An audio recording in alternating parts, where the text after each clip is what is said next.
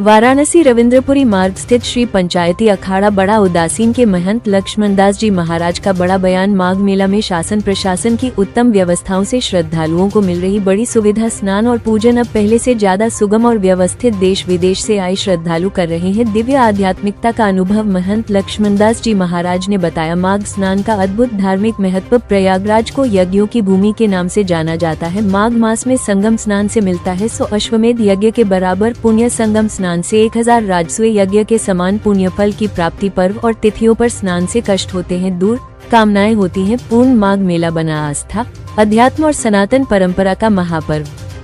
मणिकर्णिका विवाद चल रहा है बड़ी जोर से, आपके भी संज्ञान में आया होगा, कैसे देखते हैं? मणिकर्णिका विवाद तो लोगों ने ज्यादा इसको बढ़ा चढ़ा करके पेश किया, पर फिर भी हम ये भी कहेंगे कि हमारी जो पुरातन संस्कृति है उसका भी समूल नाश नहीं होना चाहिए, उसको बचे रहना चाहिए। ये जो हमारा काशी है ना, ये कंकड़ कंकड़ शंकर है, ये कोई भेद नहीं है।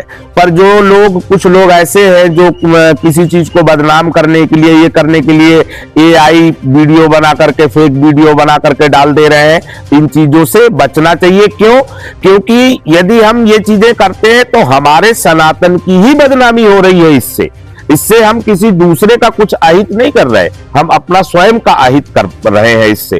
और ये भी कहेंगे कि क्योंकि प्रकृति परिवर्तनशील है, प्रकृति परिवर्तन होती रहती है, तो पहले के हिसाब से मणिकर्णिका घाट अच्छा था, अब उसमें थोड़ी नवीनता की आवश्यकता है। तो उसमें प्राचीनता के साथ यदि नवीनता का समावेश किया जाए तो और भी भव्य दिव्य और सुंदर काशी हमारी लगने लग जाएगी। मैं यही सोचता हूँ। गुरु जी, माघ मेला में अभी नितेश्वरानंद को प्रशासन द्वारा स्नान करने नहीं दिया गया, इस संदर्भ में क्या कहेंगे? मेरा ये कहना है कि देखो, संत को कभी भी जिद नहीं करना चाहिए।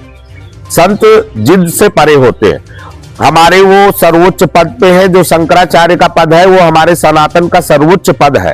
पर हमारे पद की भी गरिमा रखना हमारा ही काम है। वो पद की गरिमा कोई दूसरा नहीं रखेगा, हमको ही उस पद की गरिमा को बना करके रखना पड़ेगा।